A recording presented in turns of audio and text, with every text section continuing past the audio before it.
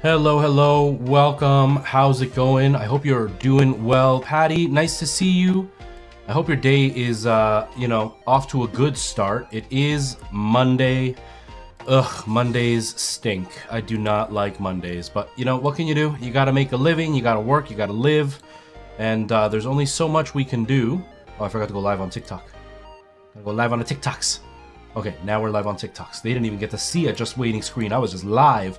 But I'm doing really well. How are you doing, Patty? I hope your day is off to a good start. Your week is off to a good start. It is still really nice out there. It's kind of chilly.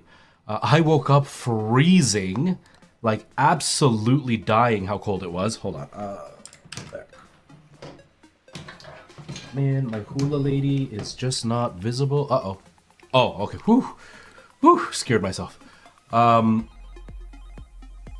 Where is the startup screen? Is this the startup? No, app history, startup apps. We are going to turn off Elgato because I'm not using it right now. I'll go XLR. Okay, there we go. But yes, I woke up freezing today because I'm an idiot. I didn't realize, so I got a new internet service provider, so I'm able to give the full 1080p experience now. Before I was at 1080p, but I had reduced the bitrate, so it would get really full of artifacts when things were happening on screen, which was kind of irritating.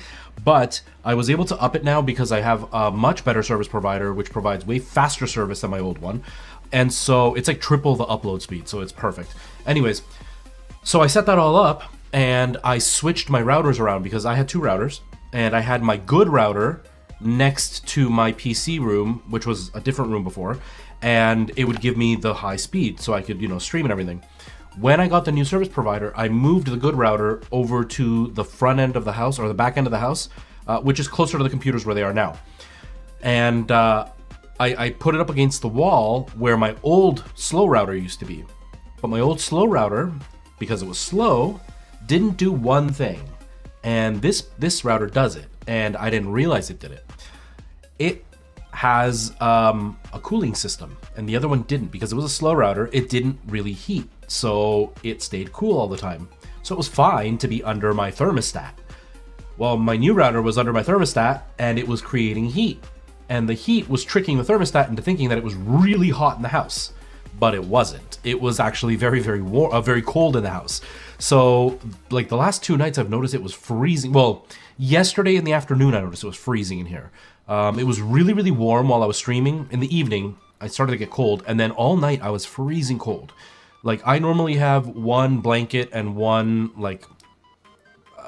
thin sheet on my bed, and that's usually pretty decent. But last night I had to have my full heavy blanket plus the regular blanket and the heavy sheet to stay warm. And I didn't know why, because my thermostat was saying it was 71 degrees. And I was like, I don't understand why it's cold, but I don't feel sick. So I don't think it's me being sick that I'm feeling cold. And I was like, okay, whatever. And I went to bed. When I woke up this morning, it still said it was 71. And it was even colder this morning. Like my feet were hurting when I threw on my pajamas. I had an overcoat on. And I was still freezing. I was like, what is going on? And I went to the thermostat, and I went and put my hand over the router because the thermostat was on the wall and the router was right below it. And I put my hand by the router, and you could feel the little bit of warmth. It wasn't hot. It was just enough warmth to make the thermostat think it was 71. I moved the router, and I put it on a different spot, and within 15 minutes, the thermostat was saying it was like 65 degrees in the house. It was really cold. So the heat's been on for the last hour. Now it is good temperature. I did just open the window a little bit because last stream we had the one camera overheat and shut off. So I have opened the window a little bit to get some fresh air in here because I haven't moved the other PC. Both PCs are in this corner and they're going to overheat the camera. So I opened the window to try to keep the things cool. That light did not fail. It's been failing the last little while. It didn't fail. I think it's because it was also overheating, so hopefully the little window open. I left the door open as well, so some of the air should circulate through the apartment, and hopefully that'll keep it okay. Hello, Ty, how you doing? No, my friend, I'm sorry to give you bad news. It is not 4 o'clock. I no longer have to do one of the contracts that I've been doing for the last, year almost. I no longer have to do it, so I don't have to be up and at work at 4 in the morning, which means I would sleep later. I was actually in bed at 4 in the morning and going to sleep. It was wonderful. I actually went to bed extra early yesterday. I went to bed at 2:30, and I was up at 10:30 this morning. Yeah, I think it was 10:30 this morning. So I actually got like a really good level of sleep. I was able to take my time to get ready. I got up, I had my breakfast, had my shower, messed with my lights a little bit, and was able to get my energy up and going. So I'm feeling amazing. Darkest Fog, how's it going? Welcome to you as well. I'm feeling amazing. I was able to get up and sit down for stream. I'm also streaming much earlier than I had been, which is great because if I can start it around this time every day, even like half an hour from now, if I start at 2 o'clock every day, I can still stream for 3 hours and it's still only 5 p.m. So it's quite wonderful, really, because I am feeling much better. And because I'm earlier, maybe people in Europe will be able to hang out, like, we win and stuff, which will make it easier for them to see me. It'll also bring back kind of the older community, which I'm very excited for. Not older in age, but older, like, they've been around for a while, which I'm really excited for. And I'll still have my day. Like, I still have sunshine. And even when I'm done streaming, there'll still be sunshine out. I'm so excited. I'm so excited. Yes, exactly, Ty. Now I can keep you company. But yeah, I'm so happy. I'm so happy that I got to be up a little bit earlier. Tonight, I think I start my new schedule. I'm not 100% sure yet. I know the one contract is gone, but I don't know if the other contract is going to be ready for me to start yet. But even if it is, I'm going to be starting work at 10:30 at night. And I'll be done by like almost 4 o'clock in the morning. So I'll be home and in bed by 5 at the latest. So if I sleep from 5 till noon, that's still 7 hours that I have completely solid, and I can still be up and stream at this time. So it's very, very good news. Looks outside. I mean, it looks like sunshine from here. I can see it's overcast, but I can see there's like sun coming through because I got like a really harsh light on the one side. So probably not super bright, but hey, I see the sun. I never see the sun. I haven't like gotten to see the sun in months, so I'm very excited about that. And because I didn't have to do that morning contract, I actually got 2 full days off, which is wonderful because what was happening is I was going into work on Friday night. I was finishing at like 4 in the morning Saturday, and then I was going back to work at like I was getting up for work at 3:30 in the morning on the Monday morning, but it had really only been like a day and a half that I was off because I was getting back to work. So I never really got 2 full days off. I'm back to 2 full days off, which is wonderful. I can have full sleep between, shifting and like doing my shift and streaming. I'm very, very excited about it. I'm so happy about it. But that's basically what's been going on with me. We're going to continue with Palworld. I've kind of lost interest in Palworld, but I didn't have anything else to play. I was like looking through my list while I was sitting here. I was like, I could probably download something in time. And I looked through my list of games and I was like, no, there's nothing I really want to play. Right now I'm doing Resident Evil 4 for horror, and I didn't want to play something else horror alongside it. And then I was like, I don't want to play Zelda, the Link to the Past. I was like, I don't want to play that. And there's nothing else on the PlayStation. I was like, yeah, I'm not in the mood for anything. I'll just play some Palworld because I want to play something that is a little bit mindless. And so I've been playing a lot of Subnautica the last few days in VR, and that's been really fun, but I don't want to do that on stream. I think Resident Evil 4 in VR is enough VR for the stream for now.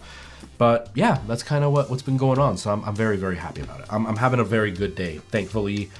Feeling very well rested. Oh, I haven't had a really, really long night's sleep in a very long time, so I feel wonderful. I feel wonderful. Like, it was 7.5 or 8 hours of sleep that I got, which in about at least a month and a half, I haven't slept more than 5 hours. So sleeping 8 hours, potentially 7.5, 8 hours, I feel great. So, but anyways, we're gonna play Michael Jackson. How's it going? We're gonna play some Palworld. We're gonna continue with that and see how things go.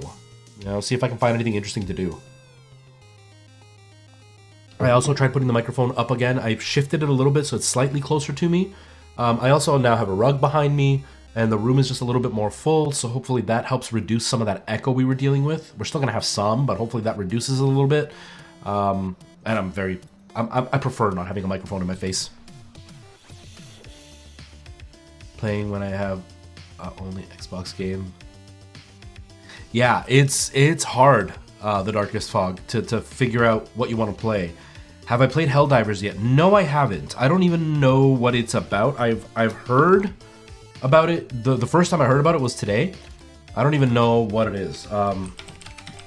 Which is sad for somebody who is all about video games.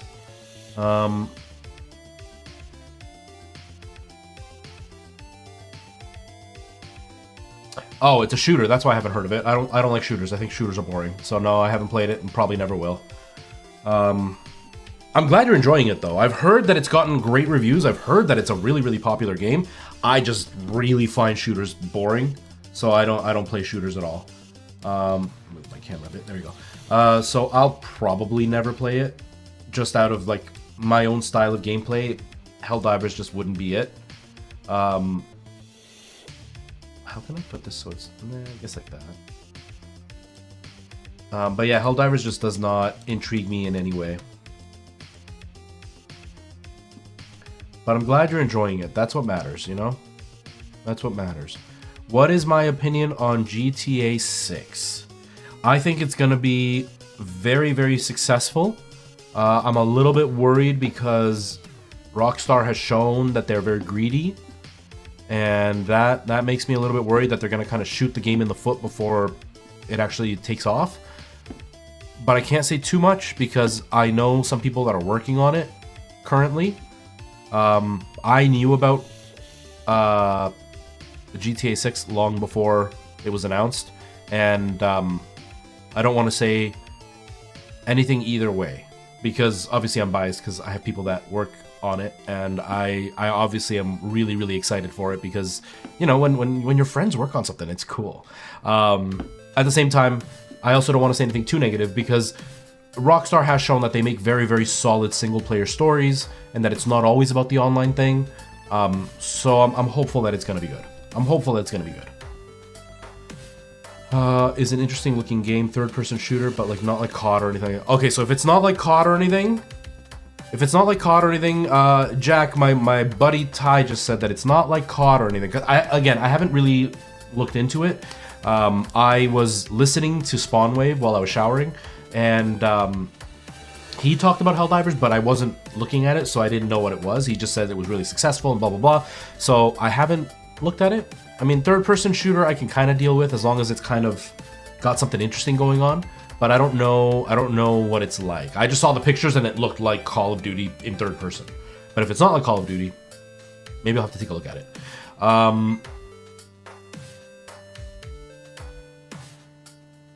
I just like sending rockets from the sky, killing loads of aliens. I like a variety of stuff. It kind of depends on what it is. It depends on what my mood is. Like, right now we're going to play Palworld. Yesterday we were playing Resident Evil 4. I play a lot of Souls-like games. I will do shooters, but it has to have more than just being a shooter in the game. Like, I really like the Just Cause games, which are technically shooters, but they're open world, explore, and blow things up type of games. So it kind of depends on what it is that I'll be in the mood for, but I like pretty much anything, you know? Bugs Mechs as a team and it's not PvP type. Huh. Maybe I'll eventually have to look into it. So I drive mindlessly in Forza Horizon 4. Forza's great. Forza's great. I like Forza. But yeah, I'm excited for GTA 4. I think GTA 4. GTA 6 is gonna be good. I'm hoping it's gonna be good. It's just I'm very cautious with big companies like Rockstar because they're always so interested in monetizing everything and in doing the pay to win mechanics, looter shooter stuff. You know, like you have to buy upgrades and all the online stuff, and it's like, to me, I don't like online games at all. I don't like playing with other people. I prefer to play by myself. And it's just, I'm just cautious that they're gonna go into that like they have with GTA 5. Now, mind you, GTA 5 came out before that was really a big thing, so it was able to be its own game. But then once the online thing came on, it just, like, that took all their attention. So I'm hoping GTA 6 will still have a chance to be a good game on its own.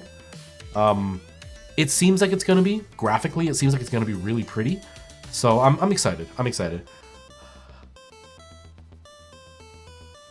Just Cause's series is good. I need to play 4 someday. I haven't played 4 a lot. I got it when it was, I think it was free on the Epic Store for like the week that they were doing like free games or whatever, and they did that one for free. And I played it for a few minutes, and it was good. I just didn't sit down and play it for a long period of time. It was one of those, I installed it just to test out how my hardware was doing.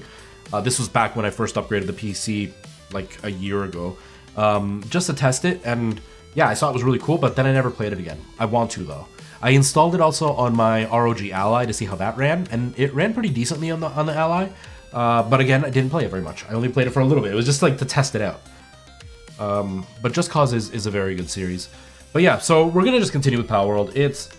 I don't know what I'm doing. It's just gonna be mindless wandering around, and you know, it is what it is. What else are we gonna say? Okay. All right. I gotta make sure that the music is turned off so it doesn't keep playing the whole time. Do. Shush music. Okay, there we go. Thank you, Michael Jackson. These glasses were sent to me by Annie Love. Annie Love? Oh, the camera froze. By Annie Love, something like that. They are a company that sells different products, but they do sell blue. Whoa, that is so loud. Woo! Jiminy Click It, thank you so much for the follow. I appreciate that. Welcome to the Retro Squad. Welcome to the family. Welcome to the channel. Anyways, they sell blue light blocking glasses. If you don't know, it's been shown that blue light can affect your sleeping patterns. It can cause eye fatigue. It can cause you to have dry eyes, get headaches, and things like that. And all monitors and stuff tend to create blue light. I think OLED monitors are some of the only ones that don't, but most regular monitors and televisions and phones create blue light when you're staring at them just because of the way that the lights are made. And so the blue light can cause a lot of eye strain, and like as a streamer, as a content creator, as a gamer, trying to prevent that helps. It's not going to cause any long-term damage really, but it'll make it harder to sleep if you're playing later into the night. It's also going to just cause tiredness and like dry eyes and stuff. And so they reached out to me. I had been considering getting a pair. I've never really cared. I had regular seeing glasses and I lost them now, but they also had blue light protection on them. They had UV light protection on them and everything, but they were also way expensive, so they didn't seem as yellow as these ones do. But anyways, all the cheap ones that I looked at, they all looked yellow. Like it looked like, I posted a video, they looked like construction glasses with a yellow tint on them. And I was like, I don't want to wear that. I don't want to look like a gamer. I just want to wear glasses that'll protect my eyes and still look like regular glasses. And so when AnyLove reached out, they offered me like their very hardcore, like 99% blue light blocked out glasses, or like they're more casual. I think these block out like 40% or something. And they look like normal glasses. So I was like, I'll try these ones because I am not gamer-centric gamer. Like I want to look like a regular dude. And so I tried them out, and they've been helping. You know, I can stream for a few hours, and I don't feel the same level of fatigue in my eyes. I still get some, because obviously these don't block all the blue light, but it definitely helps. I can edit for hours, and my eyes don't get all dry. So they're pretty cool. Are they necessary? Not fully necessary, but if you're looking to get a little bit of extra time out of your monitors and stuff, and not have your eyes completely bulge out of your eyes or out of your head, they're worth checking out. They're like 29 bucks. They're not bad. For a while on TikTok, first time I was able to catch Twitch stream. Time difference. Where are you from? Where are you from, Jiminy Click It? You much prefer a good story other mechanic? Yeah, same here. Same here. Like I've had fun with battle royales on occasion. Like when Fortnite first came out, yeah, I was interested in Fortnite. I thought Fortnite seemed cool, and I played for a bit, and I played with my mods at the time, and I was like, yeah, that's pretty cool. But after about a month, I was like, yeah, I'm bored, because I would die fast, and then I would end up spending most of the time in lobbies, and I was just like, this isn't fun for me. I want something with a bit of a story. If there is shooting, no big deal, but you know, from New Zealand, okay, 7:30 in the morning. Yeah, that makes sense why you haven't been able to hang out. That makes sense. I will hopefully be streaming at around this time on a regular basis now. So hopefully you'll be able to at least catch me once in a while. But I can't make any promises because work is kind of a mess right now. But yeah, it's nice to have you being here though. If I have Just Cause 4 on Epic Games, I need a PC since I don't have a PC yet. Well, you would have had to unlock it, Darkest Fog, because Unreal allows you to get the free game, but they only put it up for a week, and if you don't redeem it in that week, then you don't get it. The lenses honestly help. I added it to my prescription glasses and it works perfectly well. Yeah, on my regular glasses, I never thought of it. They were on my regular prescription glasses, and so I never thought of it. But once I stopped wearing my glasses all the time, I started to realize my eyes would get really dry. Now, obviously, I became more sensitive to it because I was sleeping really weird hours. I worked night shift. So I was sleeping really weird hours, and that made it much more obvious that I wasn't dealing well with the blue light. At first, it didn't bother me. I didn't really care. But because of the lack of sleep, I started to really notice how sensitive I was to the blue light. And now that I've been wearing these, I've still been dealing with the dry eyes, the headaches, and all that. But again, I've been sleeping like 5 hours a night maximum. There were some nights where I was sleeping 2 hours. And there were mornings that I was sleeping 2 hours. And then I'd be up and have to stream. So my eyes would be completely dead by the end of the day. But I have noticed that the glasses have helped reduce that. Hopefully now that I'm going to be sleeping a bit more, I will be able to really feel the difference. Ah, okay, so did you already redeem that on your phone before, Darkest Fog? Hey, Preston, how you doing, man? How you doing? You also wear glasses? Nice. Yeah, my glasses, my real glasses, my prescription glasses aren't really that strong. My prescription is super, super weak. I only got them because I drive at night, and at night when you're tired, my vision gets a lot blurrier. So I was like, I'll have my glasses to at least be able to see. Whoa, these guys are level 20? Ooh. Whoa, why does my resolution look so low? Maybe my PC's struggling? I don't know. Anyway, my what level are you? 31. Oh man, these guys are all way too high in levels. Anyways, my prescription glasses weren't very strong, but I lost them at the theater. I wore them to the theater, and then I took them off and I put them on a shelf. And then they got knocked down during the show. I saw them get I knocked them down during the show, but that was like an hour into the show. And then I forgot. And then I left the theater, and that was the last night of the show. And so everything got locked up and taken away, and my glasses disappeared. So I need to buy new ones. But because they're not very strong prescription, I don't find the need that important or that urgent for me to have to buy them right away. So I'm just holding off.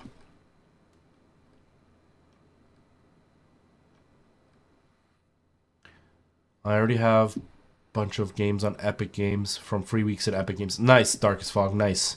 I hope you have some good ones. If you end up getting a PC, and it's a pretty decent PC, it can be a pretty nice experience playing some of those games on PC versus on console. Like, my PC is not... It's not a beastly PC. It's kind of a beastly PC, but not insane. My graphics card is the one thing that isn't beastly. But everything else is pretty decent. You know, like I got a... What is it? A 7800 3DX... X3DX, something like that.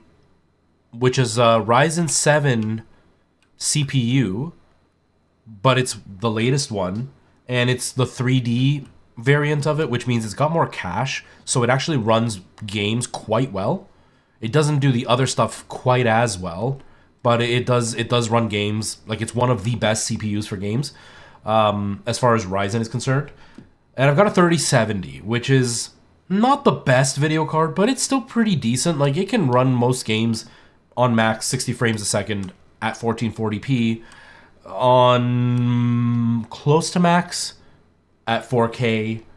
So it's a pretty decent PC, and the experience can be quite awesome when you start seeing how cool some games look when you're playing them on a nice PC. And I've got like a really nice monitor, so that also helps to make things look and feel better. You've been wearing glasses since you were 8. I got my first set of glasses when I was about 18 or 19. I've always had good vision, and like I said, even right now, my vision is not bad. It's probably gotten worse now because I'm getting older, and so I should probably get my eyes checked.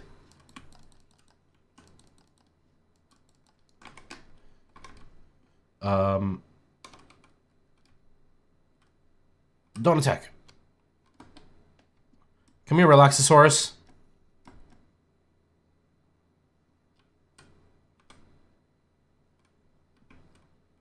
Come on, catch it. No. Oh, come on.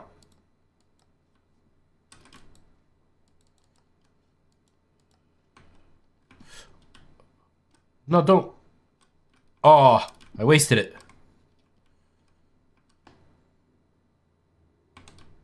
Come on, catch it. Catch the thing, man.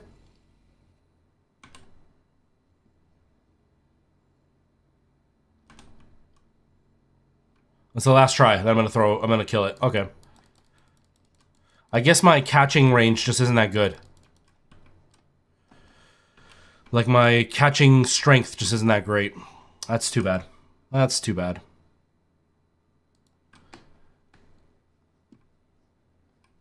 Ugh.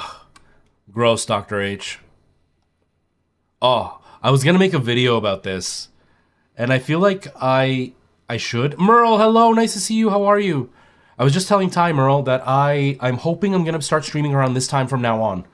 I didn't have to do my morning contract, which is wonderful because that means I got to sleep a full like 8 hours, 7.5 to 8 hours solidly. I was up at 10:30 in the morning. I got up, I showered, had my breakfast, set up my stream, fixed those lights so they would be a little bit clearer so you can actually see the shelf.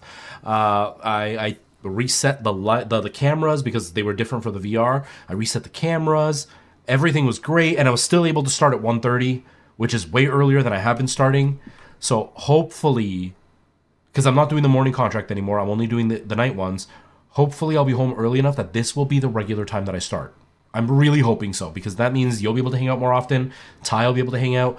Weeman will be able to hang out. Night Owl, like all these people that have been around for a while will now be able to hang out more often. So I am very excited about that.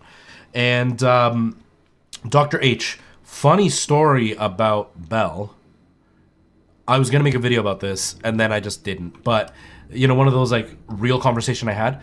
I called Belle because I was trying to find better internet, right? I was getting, with my old company, 60 megabits down and 10 up, which 10 is enough for one stream to run at 1080p, but I run 3 streams, and so and then 2 instances, so I need at least double that speed. So I look online on Bell, and they're like, oh, we offer a gigabit speed, and you know, it's 1,000 down, but it doesn't say up. And so I finally click in all the details, and then it says 10 up. And so I called them because I was like, how are they doing 1,000 down but only 10 up?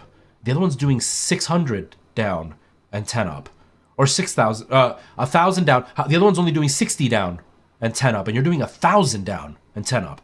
So I call them and I'm like, hi, I'm just wondering, or no, I don't call them. I'm on the text their customer service or whatever. So I message, and it says like, what do you need help with? And I was like purchasing a new service. And then they're like, would you like to click on here to get it done? And I was like, no, I have questions. So they finally put me through to somebody. And they're like, hello, welcome to Bell. How can I help you? And I was like, I just have a simple question. I'm looking to go with you guys. I see you have a gig down, but I'm looking to see if you have any faster up, because up is what's important to me, and you only have 10, and 10 isn't enough. She goes, okay, what's your address? So I give her my address. And then after like 5-10 minutes, she comes back. She goes, congratulations. I'm glad to be able to announce to you that we do have 1 gig down in your area. I'm like, that's great, but I'm looking for up. What I'm asking is there more than 10 up? There's 1,000 down. Yes, you've already said that. I'm asking you, can I get more than 10 up? We can give you 1 gig in your area. So then I put in big capital letters, are you reading a damn thing I'm writing? Because that is not the question I am asking you. This is the 3rd time I'm asking you, do you do more than 10 up? And the dumbass responds, we do 1,000 down. And then she goes, what do you need your internet for? And I said, I work on the internet every single day. I know what I need, and I have a very specific need, and that is more than 10 up. Do you provide that? And then she finally goes, we do 1,000 down. And at this point, I'm livid because she says it again. And then she goes, and only 10 up. And I'm like, okay, that is all I needed to know, that you do not provide the service I want. She goes, but what do you need? Maybe it is enough and you just don't know. I'm like, lady, I work on the internet every single day. I know how much I need, and 10 is not enough. You are useless, and your company is obviously out of touch. And then she just didn't respond. It's like, how stupid are you that I ask you one question and you respond with a different answer, and then I ask you the same question telling you that's not the answer I'm looking for, and then you answer with the same answer? That's like asking, what time is it? It's Monday. Yes, that's great, but what time is it? It's Monday. I know it's Monday. I need to know what time it is. It's Monday. Like, oh my god. With Kojiko, it wasn't much better service, but it did... It did give me the answers that I wanted, and I do have at least triple the speed up. So it was worth it in the long run. You know, I've had some issues, but it's my router, not their router. It's my own router that was giving me some issues. I think my cable is no good, so I got to get a new cable. But at least now I can do a full 10 megabits up for Twitch and YouTube, so they get the full 1080p experience. And I'm doing 16 up for YouTube and Twitch, so you can get the full experience. And then I'm doing, I think I'm doing 8 up for TikTok, so we can get the full 720p experience. So it's like I've still got like another 8 or 7 megabits up that I could still use. So I've got nice space, you know. I couldn't deal with 10 megabits up. Oh, that's ridiculous in this day. Yeah. And Canada is worse than the States. States gets some decent speeds, at least, in like the major cities. I'm in a major city. I'm not in a huge city, but I'm in a major city. And 10 is what they offer. 30 is the highest. That's who I'm with right now. 30 is the highest that anybody provides. It's like 30 is so small. I know places that are getting 500 up, and I'm getting 30. But at least it's enough for what I need. But like... it's unacceptable, and we pay an arm and a leg. Like I'm on. They're doing like a rebate right now for 2 years, so I'm paying $70 a month for my internet. But the regular price is $100 a month for these speeds. That's ridiculous. That's ridiculous. I went to the source the other day to buy HDMI splitter. Guy tried to tell me how Bell can provide me a better deal than my current provider. No, they can't. But thanks anyway.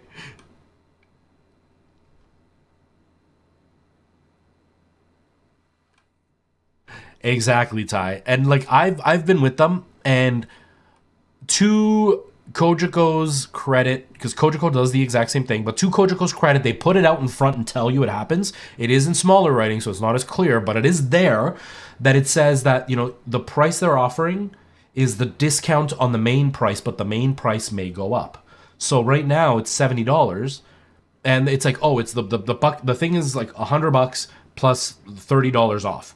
But the main price may go up to $110. You'll still get the $30 off, but it may go up. At least they say that. Bell didn't tell me that when I signed up with them. And 3 times in the span of 4 months, they raised my price. And when I signed up, it was $60. And by the time they did all their price bumps, it was up to $100. And when I called them, they're like, oh yeah, no, that's only a discount price. You actually maintain a regular price, and we can up the regular price. So you should have told me that from the start, because I wouldn't have signed up with you guys. And their service was horrible. Like, their down was only 10. It was really bad service, but at the time, Kojiko wasn't covering the area that I was in. So I had to go with Bell at the time.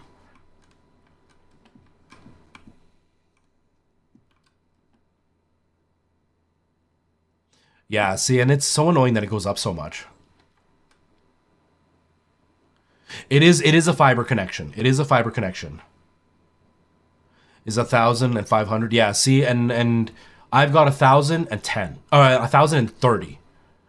So like it's so much slower than the rest of the world, and we get charged so much money. It's really dumb. But at least it's fiber, so it should be a much steadier flow of information. It should be a much more stable internet connection. Right now, like I said, I'm just having issues because my router seems to keep disconnecting, but I think it has to do more. My camera is shaking a lot. I'm sorry, everybody. But it seems to be an issue with the cable rather than with the actual router.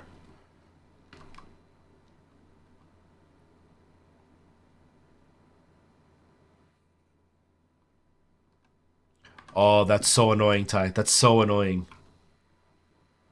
Customer service horrible nowadays? Yeah, it absolutely is. It's pretty rough. It's pretty rough. Yeah, my house has the way that it's built, there's interference about halfway through the house. So my router is at the front of the house because that's where the connection is for the cable. My router's at the front of the house, although there is another cable in the back. Maybe I'll try that later. Maybe I'll try plugging in my internet in the middle of the house. But anyways, there's the connections in the front of the house, but about halfway through the house, the signal drops to about half, and then when you're at the back of the house, like if I'm in the laundry room, no signal whatsoever. So my bedroom gets a fairly weak signal. It's still almost half, but it'll disconnect randomly or it'll slow right down. So that's why I have the second router, because I can boost the signal at the back of the house with that router. But like I said, the cable's no good. And so I got a warning today on my phone on the app for my router that said there is an issue with your signal. And then when I looked it up, it's like the signal seems to be like not coming in strong. And so it says either it's being sent by an out-of-date signal supplier, so like the modem or the other router is sending it badly, or the wire you're using is no good, the cable you're using is no good, and it doesn't keep up to speed. So I think that's what's happening. I'm still getting decent speed. I still get 30 up. I'm only getting, I think it's 300 down instead of 1,000. But on the main actual router, or like the main modem / router, I'm getting the full 1,000. So it's obviously my modem or my router, but for the stream, I don't really care about the down. I only care about the up. You know what? Let's head south. I still have to level up. Well, let's head south and see about just grabbing some more Pokemans.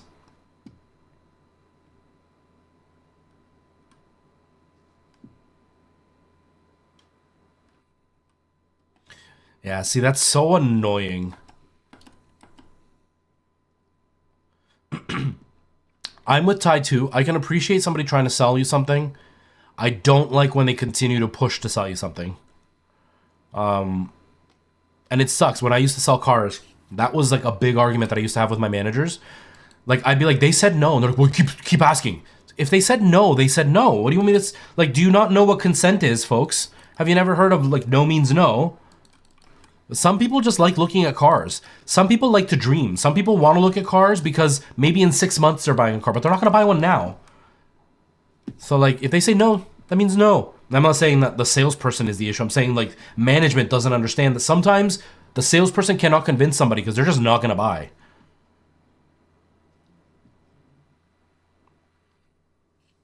It's so frustrating. It's so frustrating. Because as a salesperson, you have to take the flack on both sides. Because the customer's like, can you leave me the F alone? And the manager's like, can you keep bugging him? I'm like, what do I do, man? I don't want to bug you.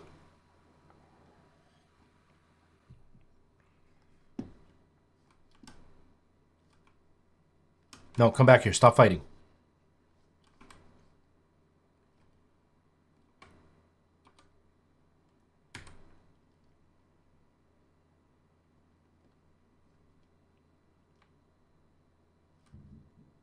Yeah, it's kind of ironic that the salespeople, like the customer service people, the representatives, whatever you want to be called, are there to help customers and to make it easier for the customer to get whatever it is they need.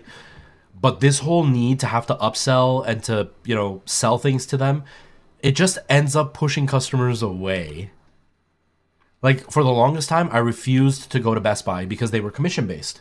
And they would be so pushy. And so I used to go to Future Shop when that was the thing. And yes, I'm that old. When Future Shop was the thing, because they didn't have commissions at the time. And so I didn't have to worry about them harassing me the whole time. Now Best Buy doesn't do commissions, at least here they don't. So it's like less irritating.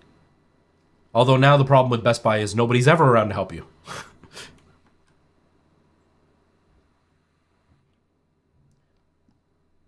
It's okay, Merle. You don't have to. You're beautiful no matter what you look like.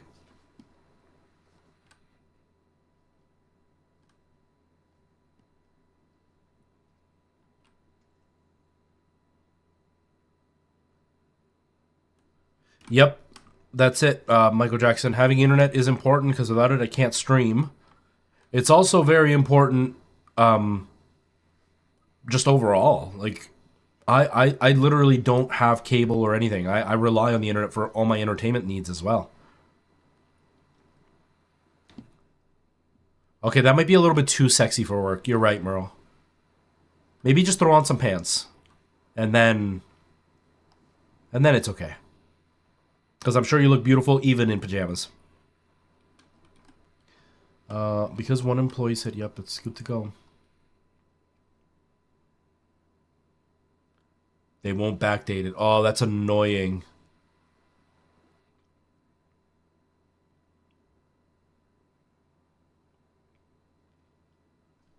Yeah, I'm not a fan of the red. I'm not a fan of the red. I think the red can look good, but it has to be... Oh, man. How can I get over there? That's a really big space. Do I have to go all the way around? It looks like I have to go all the way around to get to this area. All right, let's do it. We got nothing else going on.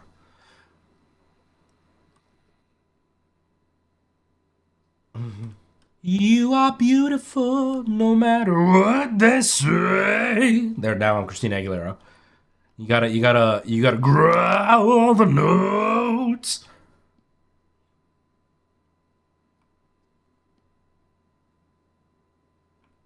Isn't close to American retail? Yeah, Well, like I'm Canadian, but we tend to copy Americans quite a bit, and our retail is not that different than American retail. I will say though, and I had some Americans argue with me in comments in a video that I made, but it was very clear they've never lived outside of the States, so they don't know how good they've got it. Where I made a video about how I left my service provider that I was with for the internet, and the main reason I left was their customer service. I've been with them for about 3 years, and it was fine. It wasn't almost 4 years, and it was fine. It wasn't a big deal. Their service was slower than the other people, and it was very, very unsteady. Like sometimes I would go a day or two with no internet for no reason whatsoever. And sometimes it would just slow down, like on the stream, it would just stop streaming because it couldn't keep up the speed. And so it was just really unstable. So I called them. Oh no, the Kojiko company, the company that was the bigger company here, they came to my door and they're like, hey, we're offering this internet speed. We just installed new lines and we're offering it at this great discount. And I was like, I don't really want to go with you guys. I want to stick with who I've got. So I call my guys and I'm like, hey, I just got this great offer from this other company and I want to see what you guys can do because I am considering going with them.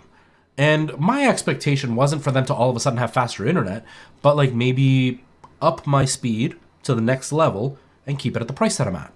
Or up my speed and give me like a $20 a month discount. Do something to keep me. And the guy says there's nothing they can do. And so his suggestion actually, he goes, yep, we can offer you, and then he offers me the upgrade at the price of the regular upgrade.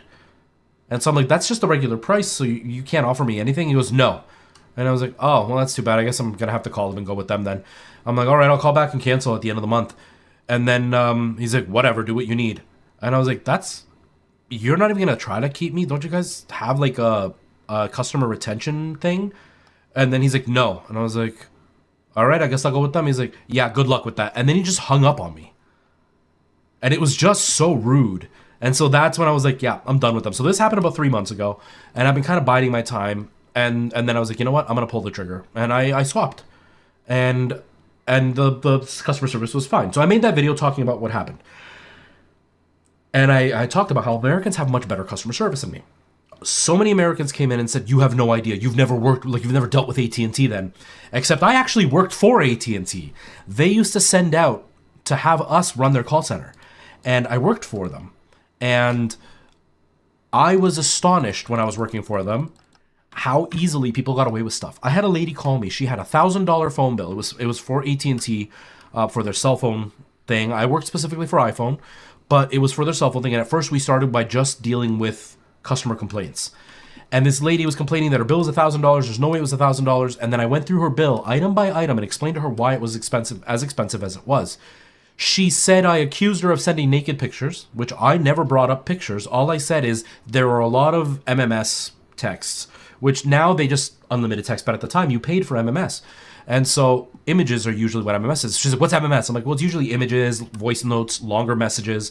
And she's like, oh, you're saying I'm sending naked pictures? I don't send no naked pictures. And I was like, that's not what I said, ma'am.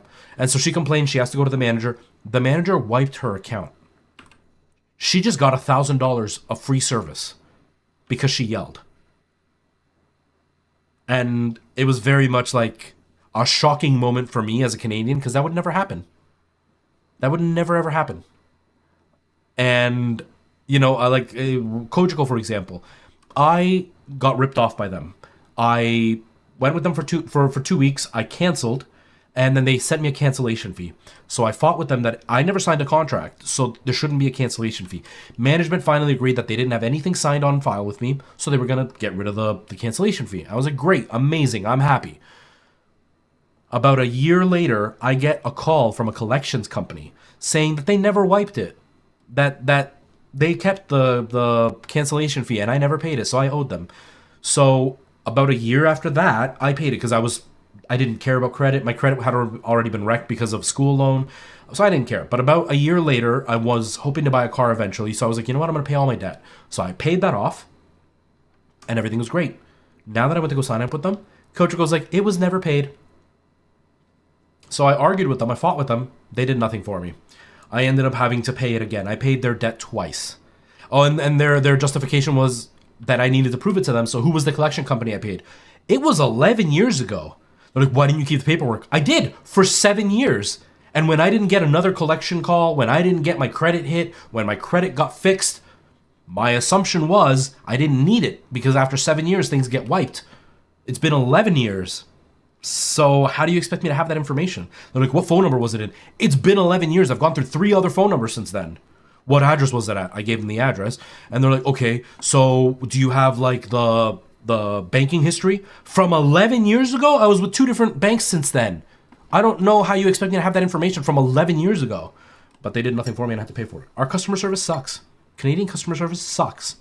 And we get ripped off the whole time.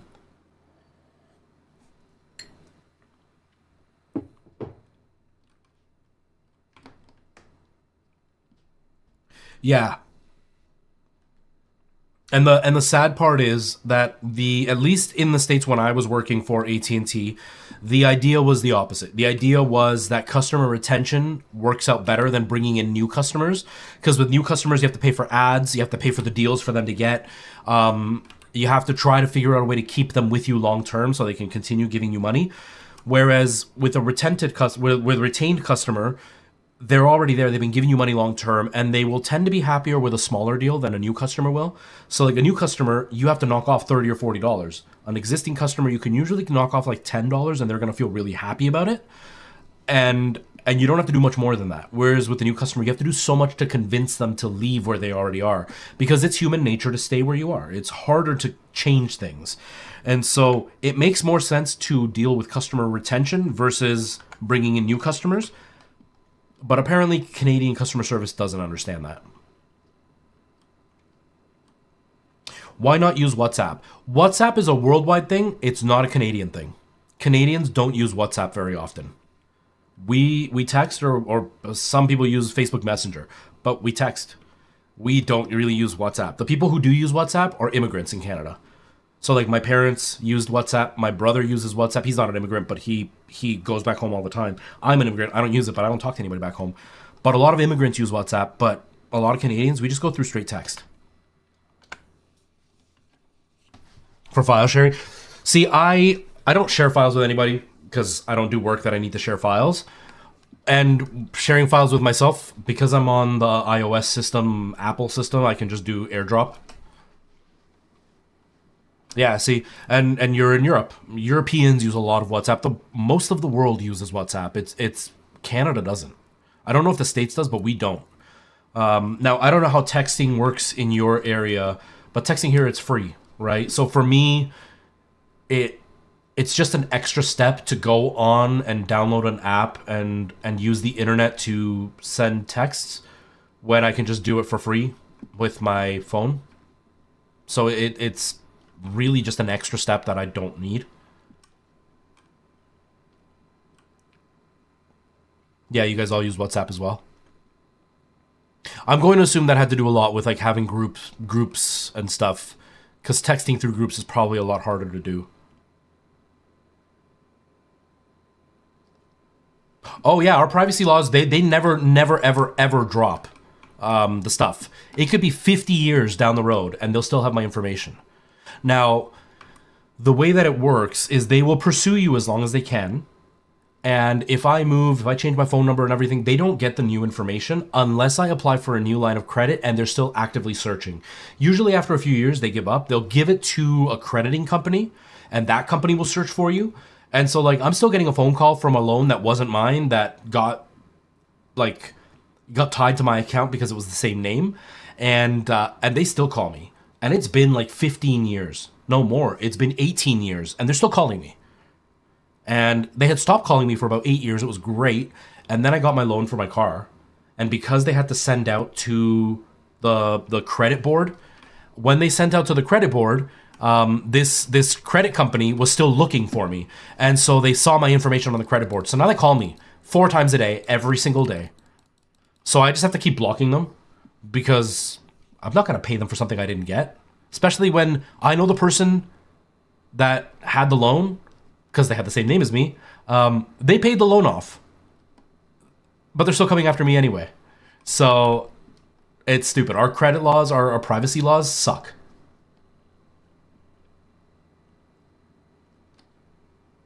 Yes, Jiminy Click It. Credit here is the end all and be all.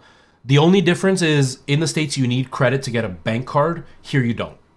You don't have like a whole, like it's not like a line of credit to have a debit card.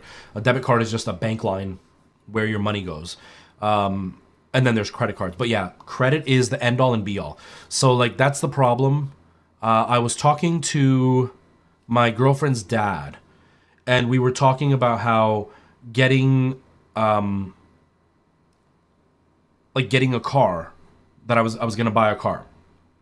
And I had a brand new car. It broke due to it being a Kia. Don't ever buy Kia. They're garbage. It was a Kia and it broke. And so I sold it once they fixed it under warranty after 6 months of fighting with them. But I sold it. I paid off the car with the money I made from selling it. And the company reported that and my credit dropped. And it didn't just drop a little bit. It dropped to the point where it was considered bad credit. I had excellent credit. It was considered bad credit because I paid off my car. And so my girlfriend's dad couldn't understand why.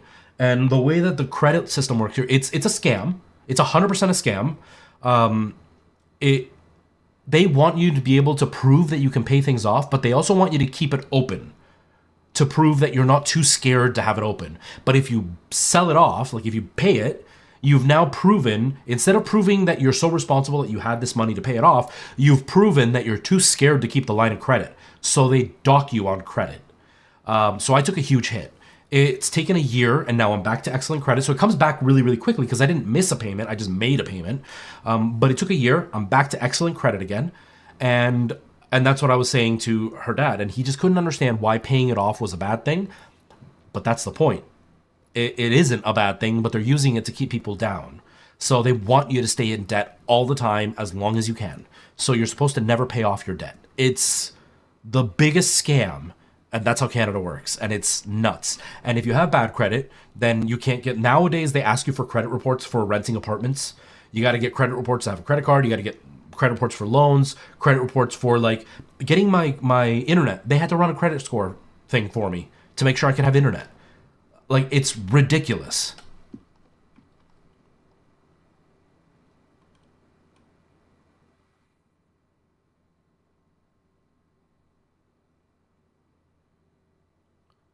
You only see, and here internet isn't free.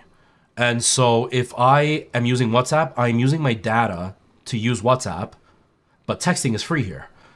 So I'm not going, like, I have enough data that WhatsApp wouldn't be a big deal, but it never became popular here because when WhatsApp came out, internet wasn't a lot here. Like, you might get like 500 megabytes a month. And so why would I use WhatsApp with 500 megabytes a month when I could just use free texting? So for us, WhatsApp didn't make sense. It's becoming more popular now. Again, a lot of immigrants use it in Canada. So it's become more popular because Canada is a very immigrant-heavy country. But most people just use text. Like, I've had WhatsApp. I had it once for about a month, and I never used it, so I deleted it. I stopped using it because there was one person I talked to on it, and then I just stopped using it.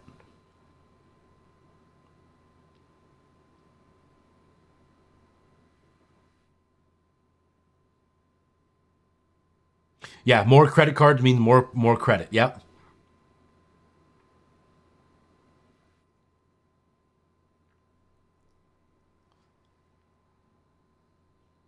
Yeah, exactly.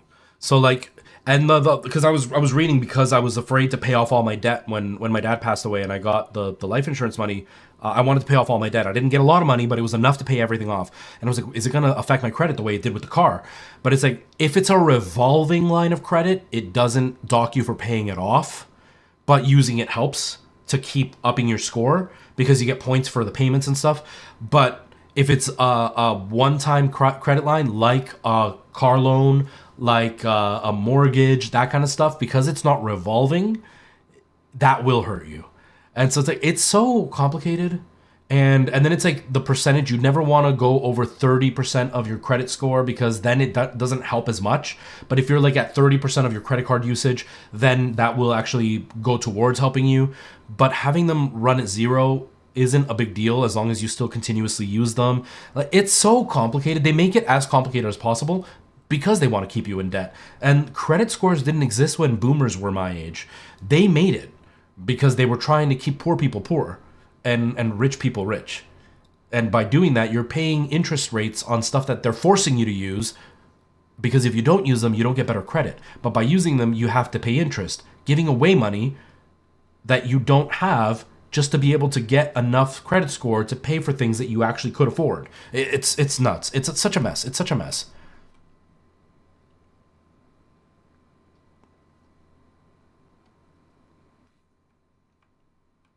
Goddamn boomers, yep. Yeah, here credit cards, like they give you an amount that they will give you. So like let's say for example you get a new credit card, they'll say $500 is your limit. So you can use up to $500 on the credit card and you have to pay it back. There's a minimum payment on the card. So let's say it's like $20 a month is what you're gonna have to pay at $500. But that only goes towards interest. You're not actually paying the 500 down, you're only paying the interest rate. And so you have to like pay more than the $20 to actually bring the credit line down. But if you don't use the credit card, like if you open it and you don't use it, it looks like you're too scared to use it, so then it doesn't help your credit. Like it's such a mess. But we do have regular loans as well and car loans and stuff. But like everything, like a mortgage, houses here are way more expensive than they are in pretty much the rest of the world. Like an okay sized house is $500,000 here. And to get a credit score high enough to get a loan that big, you have to work really hard to get there. I have a score that's big enough that I could get it, but I don't make enough money for it because I would need like a $40,000 down payment to meet the minimum of down payment to get a mortgage. So it's like, I've got the score, but I don't make enough money. And so like, it's a whole mess. They just do everything they can to keep you down.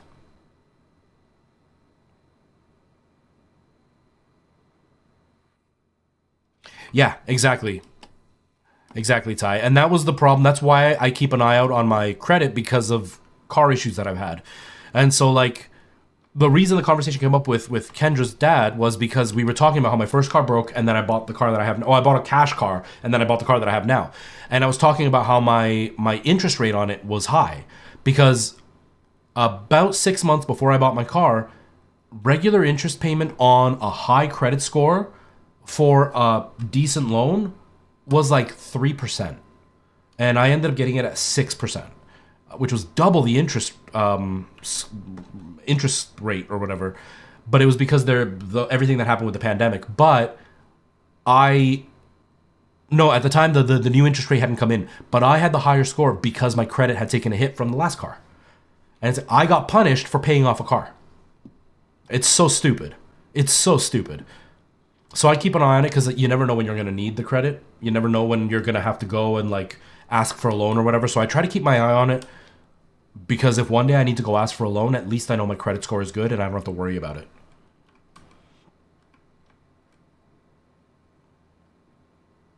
It is a lot of jump scares that I need. It is.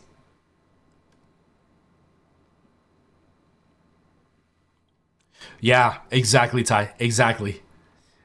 That guy, and he's still doing content, but he's now just been talking about like just the way the economy works and stuff. But yeah, it's wild. This guy in Canada, I'm sure Europeans probably didn't see him very often, but this guy in Canada would legitimately post videos where he would show the price of a house in Canada and then show you what you could buy in Europe. And it would be like full-blown castles with like 16 bedrooms, 8 bathrooms, like 5 acres of land.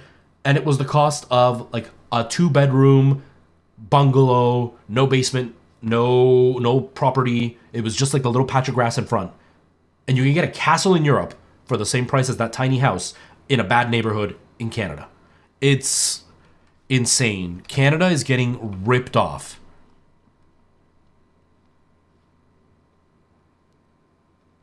Yeah, a 2-story house in Canada for $1 million. Like, it's nuts. It's nuts here. Does Canada have good healthcare compared to the States? Absolutely. Compared to Europe, no. Compared to the States, there's not even a competition. But compared to Europe, we have pretty bad healthcare.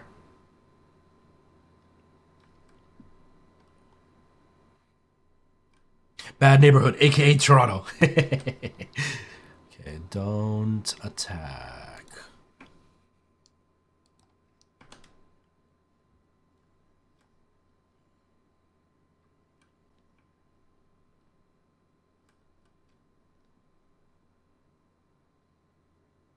I've just been talking. I haven't even been looking at what I'm... Oh, 1%? Nope, never mind. I'll just kill you.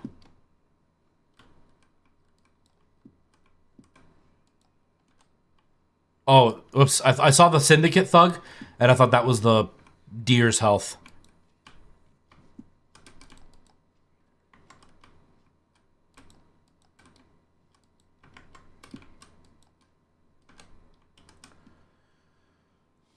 Don't live in Canada. Yeah.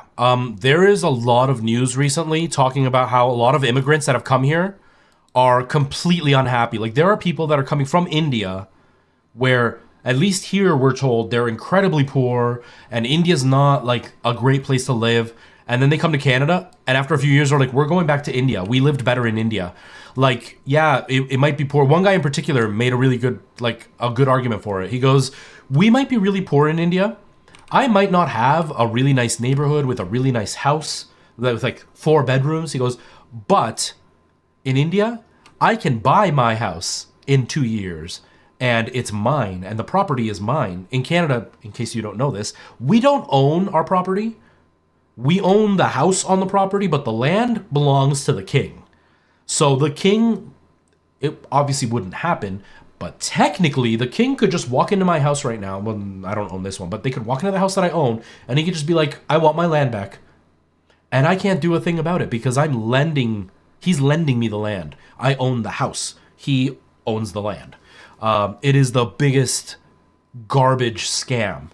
And it's not good. So a lot of immigrants are leaving saying, we don't want to be here because we could live a better life back home, even though we'd be poorer. Thank you so much for Who's Tristan and the follow. I appreciate that. That's got to be Cap. I mean, you can look it up if you want.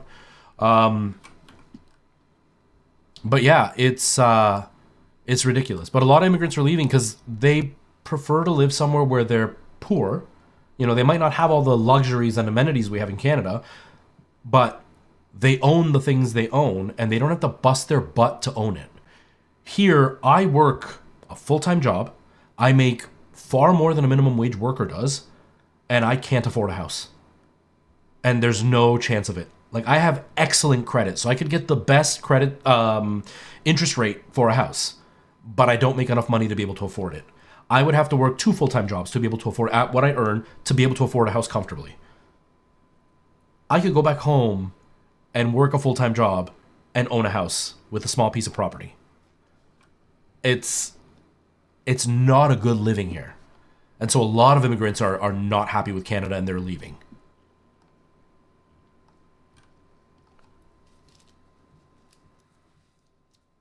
Yeah, pretty much, Dr. H. Pretty much. We're just the less corrupt version of the States. And not by much. Yeah, and that's exactly it, right? Like, living here isn't bad. It's a good country. We know there is better out there, and we know we want better, but our government won't give us better. That's the problem. Would I leave Canada for anywhere else? Probably not. Potentially somewhere in Europe I would leave for. Now I'm too old. I wouldn't want to restart, but I wouldn't leave Canada because I like Canada. It is going down a dark path. I'm not a fan of where things are going right now, but I like Canada. It is still a decent living. You know, I live a comfortable life. Healthcare, although it is not the best, it is still better than some places in the world. You know, I can get sick and not worry about it. I can break an arm and I know it's going to get fixed and I don't have to be in debt for it. So like, it's not bad. But if you're in Europe, I probably wouldn't leave Europe for Canada.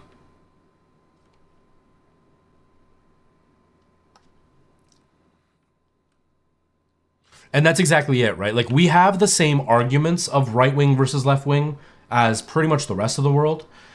Right now, we are having very similar arguments to how the states are, but not as extreme. But in the end, it doesn't matter who's in charge. They're still all going to do the same thing. They're still going to all act the same way. Because we had a more right-leaning government before the government we have now, and they did some things that were better than this government, but they also did some things that were worse than this government. Then this government came in and they did some things that were better than the last government and some things that are worse than the last government.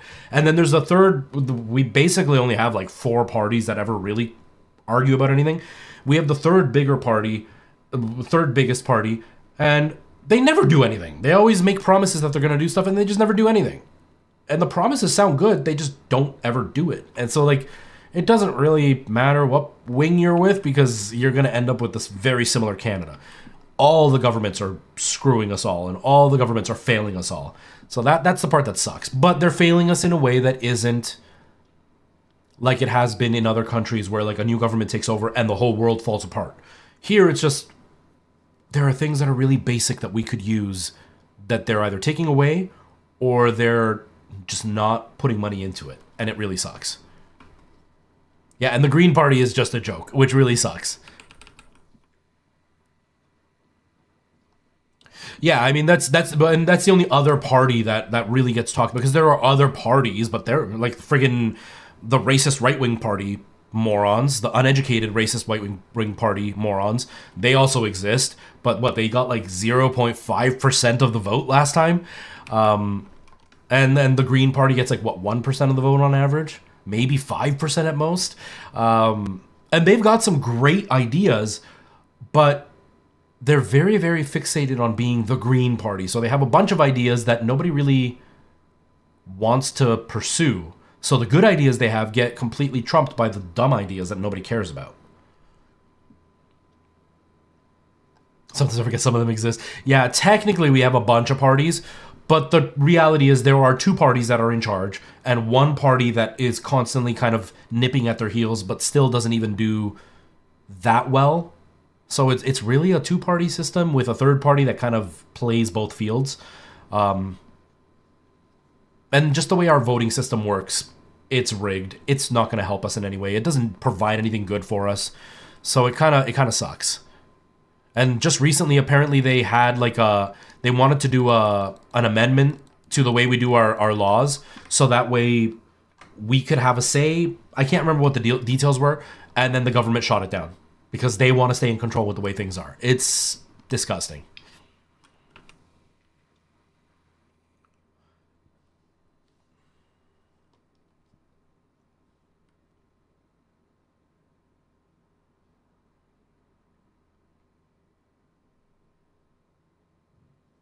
Yeah, and that's exactly it, Ty.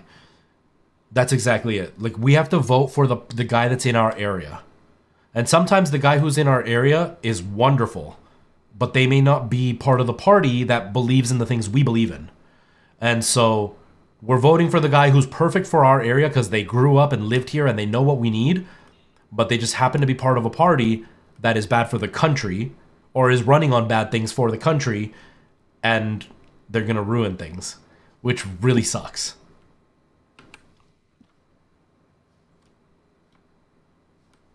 Or they're part of a party that is never going to win because they just don't have enough support federally as they do in the province or as they do in our area. So like, I know there's one guy that's really popular here that's for a smaller party, and he's loved here by most people, and or at least anybody that I run with tends to like him. But his party will never ever win, and it's just so screwed up. It's so screwed up.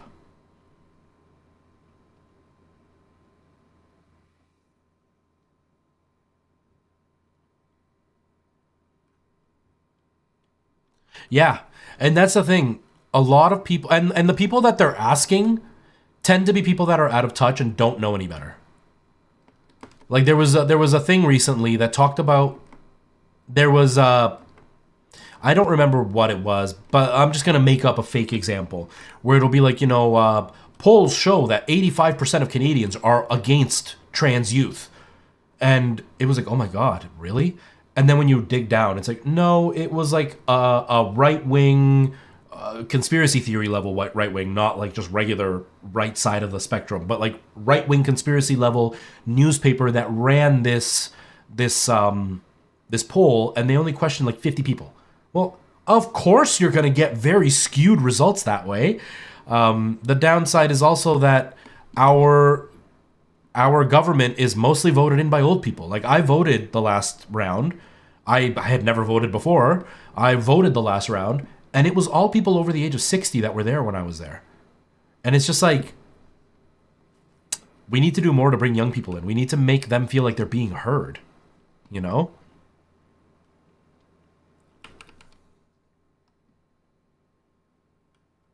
Yeah, to portray 40 million throughout Canada. And then they give that survey out, and then people who don't bother doing research, which the pandemic has shown us the majority of people don't bother to do any research, they read that, and then that skews their belief too, because they're like, oh man, if most of Canada's voting for this, then maybe I should too. Because sadly, a lot of people will just follow and just do what's easier rather than to actually put any work into it.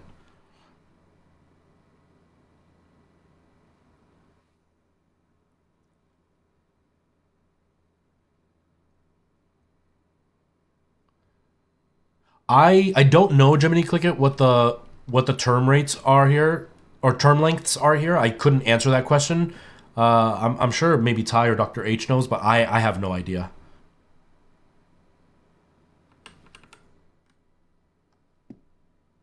Yeah, and that's exactly it, Jiminy Clickett.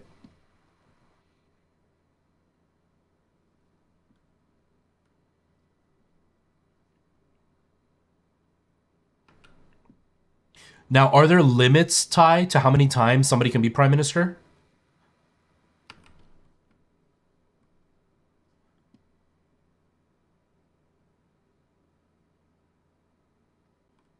No, there aren't, right? I didn't think so.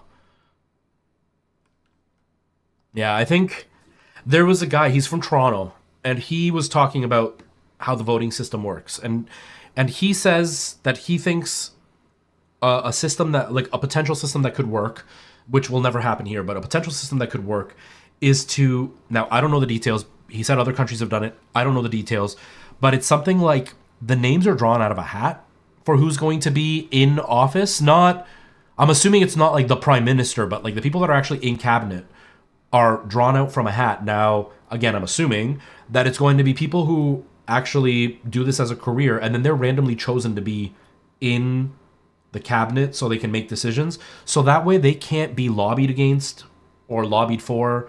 They can't be, they're less likely to be corrupted because their name isn't out there as a, like they work, they're running for this, so they're gonna have the money of like big gas corporations, pushing them to be voted in with all that extra promotion money, because you don't know who's gonna get in because it's all randomized, and because it's randomized, you end up with people who have less of an agenda because they're not being corrupted by money and by power and wealth and all that kind of stuff, which is what happens a lot here.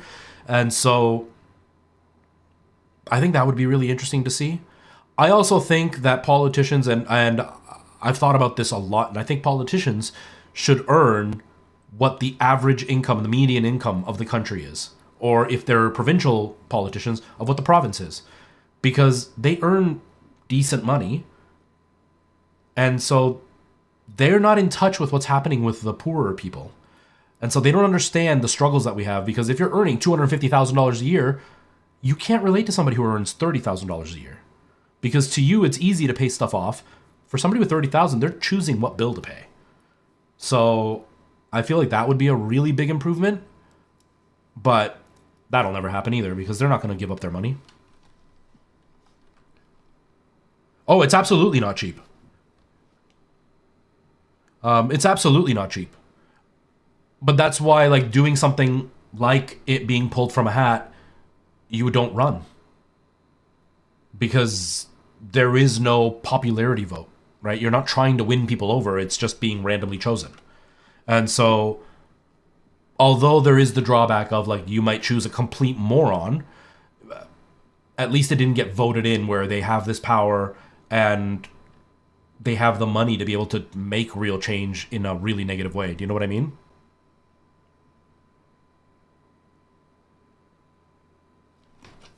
Yeah, it has to be personal funds, although I would say anybody who thinks that it's actually their personal funds is being silly. Because usually that's why we have the ultra wealthy running the country, because it's people who come from money or they have behind the scenes sponsors that will pay for that. And it's disgusting, because there have been multiple politicians that have been called out for that exact reason, that they are supposed to fund it themselves and then they find out they have ties of other people having paid it.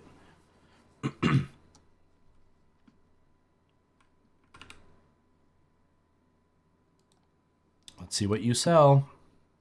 Yeah, corruption. And that's what leads to the corruption, right? Is it's so expensive that anybody who wants to run, like let's say I would want to run because I want to make change. I don't have that kind of money, so I'll never be able to run. Now, I wouldn't want to run because I don't like making decisions and I don't want half the population to hate me. But, although they probably already do. But I don't have the money. So, of course, that automatically knocks out anybody who doesn't come from a wealthy family or come from money. And that instantly skews what decisions are being made, because rich people don't know what the rest of the country needs. And then they're run from their business. Exactly. And that's exactly it. That's exactly it, Ty. Is that it's because it's being, you have to run for government. It's a popularity contest. And so somebody could have really good ideas, but they're part of the less popular group. And so they're not going to get in. Or they have really good ideas, but they didn't have the funding to be able to run as well as the guy next to him on the same team. And that next guy is the guy that's going to, get pushed forward. Or again, somebody could have really good ideas, but they're poor and they can't afford to run. And so like all of that leads to automatic corruption. Like it's almost impossible to avoid the corruption at that point. And it's a lot of empty promises because you just want the people to like you. And so because it's a sports team, you'll also stick to a group just because they're your team, whether or not their ideas are good, whether or not the person is competent or a liar. Because there are certain people right now that are prepping to run who are flat out liars. Their group isn't a bad group, but they are liars, and they're the ones that happen to be in leadership positions, and they're just saying what people want to hear, and there's a chance they could get in, and they're flat out liars, and it's disgusting. It really sucks, and it's just inherent corruption, and it really sucks.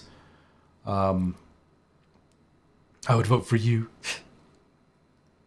And that's exactly it. Being super charismatic and then being really crappy to be in charge, and then they get in, and it really sucks, especially because then they put other idiots in charge. For example, and I don't want to go too much more into politics because I know there are people that stand on opposite sides and stuff, and they won't agree with everything I say. But for example, Doug Ford is in charge of my province. He is a rich white man. He put another rich white man in charge of the multicultural group. Like he's the minister of multiculturalism or whatever in our country. What does a rich white man know about what an Indian man needs, or an African woman needs? What does a rich white man know about that? He doesn't. He doesn't, and he's never been trained in it. He's got no experience in it. He was just put in because he was his nephew. That man shouldn't be speaking for me, because a rich white man who has said that people like me come to this country to live off the government when I've never been on welfare. I've never gotten a government handout. I've always worked multiple jobs until recently. I run a business with my brother. But he says that we're here to be lazy and live off the government. How does that man understand what other nationalities need?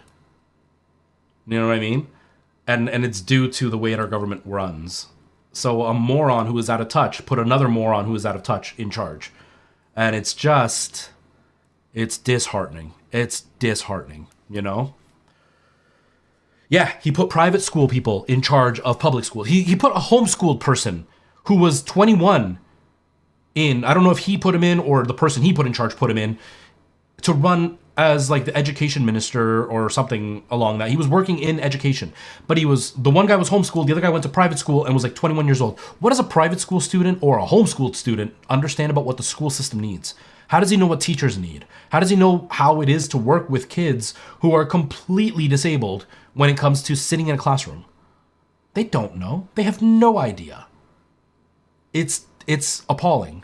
And it's very obvious, even teachers who work in private schools don't really understand what's out there, because I have a friend who works in a private school and he works as a teacher's assistant, and it was when like the strikes were going on, and he was upset that everybody was on strike because he said that work wasn't that bad. He's got like one student to deal with. He's at a private school. Rich parents can afford to pay for people to help their kids. Nora was at a public school, and there was one educational assistant for 7 students.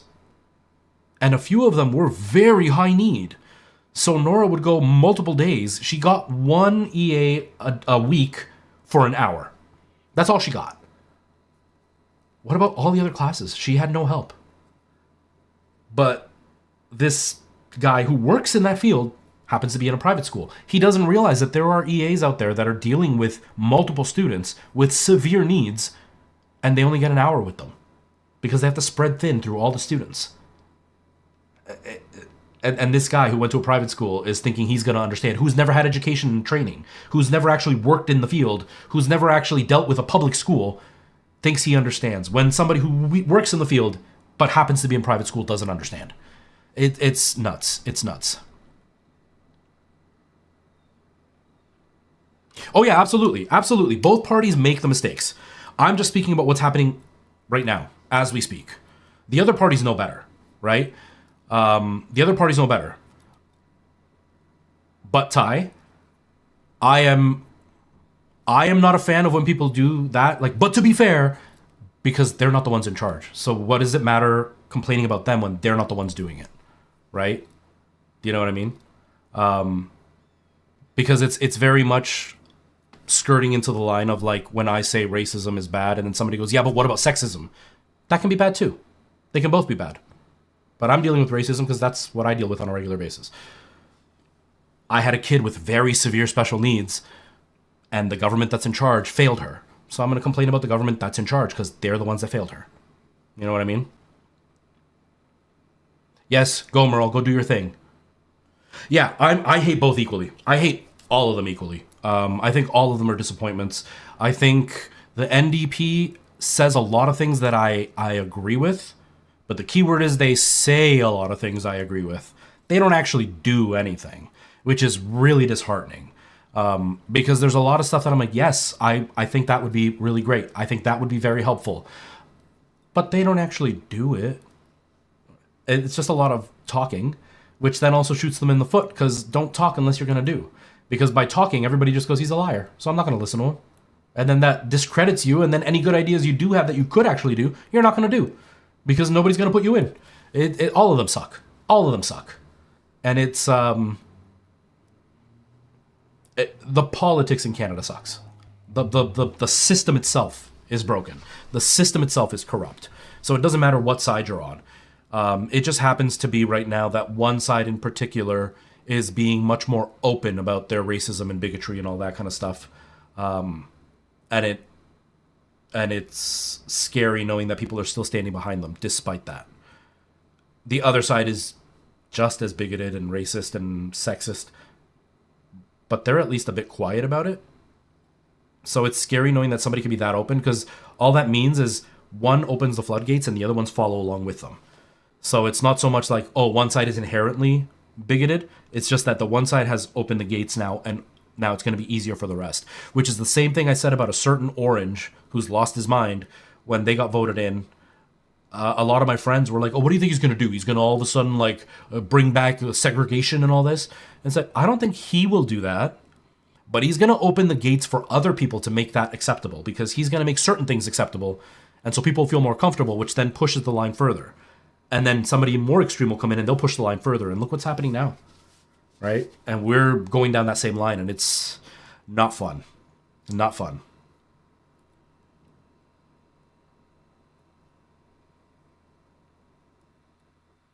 Exactly, Ty. And that's the frustrating part. Like, there are things that I think will help, and there have been studies that have shown that they would help. Like the basic income. Instead of having like a welfare system, having a basic income so everybody has enough to survive, and then people who want more can work to get more, but everybody will be at least covered with the basics. Because right now, from the studies that have been done, it would cost the same as what the welfare system costs, but the welfare system doesn't provide. Because the welfare system, like, I had applied at one point because I had lost a job. I was like 22, 23. I had lost a job from one day to the next, and I had nothing. And I needed to pay rent. And when I applied, they offered me $300 a month. And that was to cover everything: my rent, my food, my car, everything. $300 a month. How am I supposed to survive on $300 a month? You can't. My rent alone was like $700. And so it was like, how am I supposed to survive? So like a basic income, I think it's a great idea. How is it done? I don't know. I have no idea. I have no clue how that would work out because I'm not in politics. I can't speak about it. Sure, the NDP talks about it, and they're like, yeah, we need to do it. But actually do the things you promise before promising something as wonderful as basic income for everybody. You know, maybe do some of the stuff you've promised before you get to that point. Because like that would be a great thing to do. But if you can't even do like the basic things you promised, like we're going to work with the leadership now and hold them to task, and then you don't, how am I going to trust that you can't even do that, but you're telling me you're going to do this big thing? It just makes everybody lose their... Yeah, it makes them lose their... well, I would say the conservatives are better shit talkers. Their leader now is one of the best shit talkers in the world because he just pulls anything out of his ass and just makes stuff up and is able to really shit talk. And it's... I mean, he thinks that you get electricity from thunder and lightning. That's who's in charge of that group. Somebody who talks about, like, the working man who's never worked a day in his life outside of being in politics. Who talks about being an average Joe when he makes hundreds of thousands of dollars a year. What the fuck? What the fuck? It's nuts. We all do. Like, all sides talk shit. But the conservatives really, they take it to the next level. It's wild where they've gone with some of the stuff they talk about. It's just wow. Just wow. Okay, anyways. Enough politics. I don't want to talk about politics anymore. It just makes me sad. What does milk do? Oh, he does wheat seeds. I need the wheat seeds. Yes. Wait, hold on. No. Hold on. Don't go anywhere, dude. What does the wheat farm need? Wheat farm, where are you? There you are. I need 3 wheat seeds. All I need is 3. Yes, I think I had 2, but I'll buy 3 just in case. 1, 2, 3. Yes.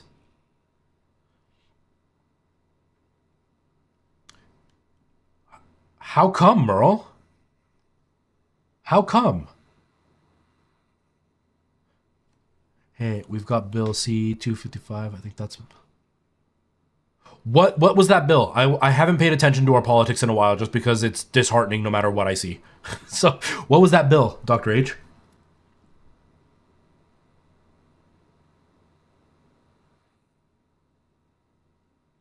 Oh, it's for the UBI. Yeah.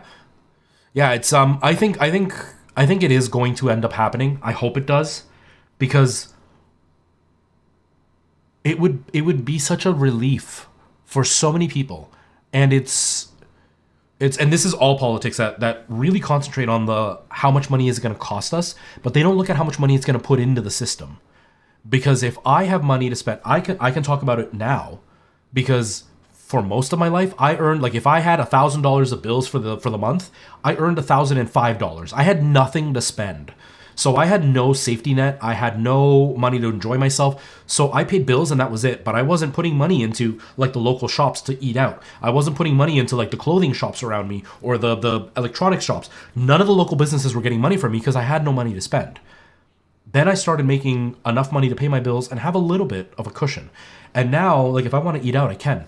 I go to restaurants when I feel like I don't go as often as I would if I had more money, but I can go to restaurants. I can, buy cool toys and stuff from companies around me. So like that extra cushion allows me to put more money into the system.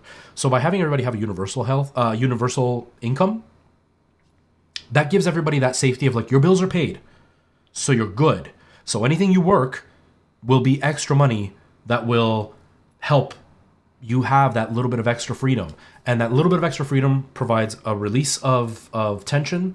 It allows you to relax and enjoy life, which means you're going to work harder. And it means the population is going to be happier. So like it's a net benefit, but all they see is how much it's going to cost. But the thing is, from what they've shown, it costs the same as what we have now. But it's not as it's better than what we have now. So like it's exciting. I hope it does happen because I think it's going to make a lot of people's lives a hell of a lot better. Having been insanely poor, I know it would have helped me a long way. And even now, I don't know what's going to happen. I don't have a retirement plan because the work that I do, there is no retirement plan.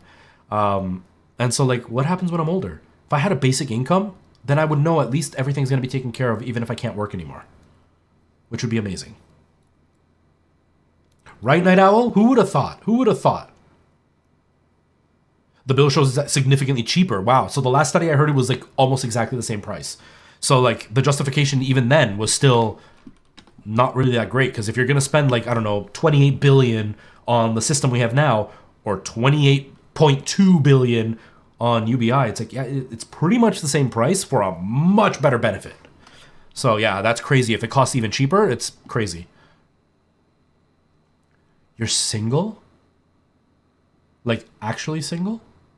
Or just he's not going to be around, Merle? Don't, my heart is pounding right now. Don't get me excited. Don't toy with my heart, Merle.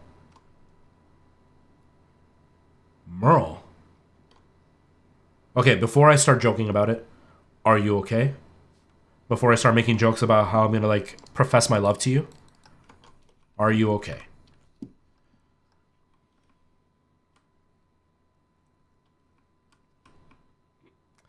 Ty, I didn't need to make money to do that. I happen to be able to roll my R's because I'm Latinos.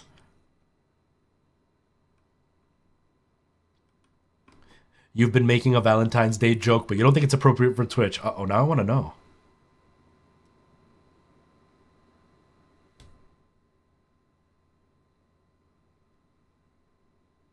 I know, I am modern. I am modern. Although, Kendra's fairly religious, so she probably wouldn't be open to the idea. So we got to keep it secret, okay, Merle? We got to keep it secret. I know, I can barely handle shifting scenes. How would I handle two women? It's so true. It's funny because it's true.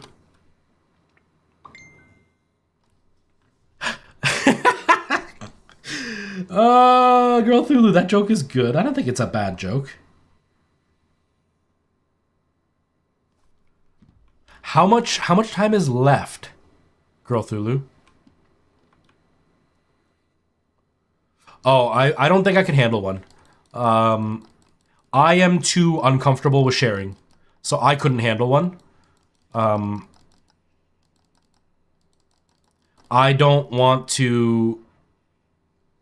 I've dealt with enough being cheated on that I wouldn't be able to be okay with that. It just wouldn't be for me. It would not be a relationship style that I would want to be in.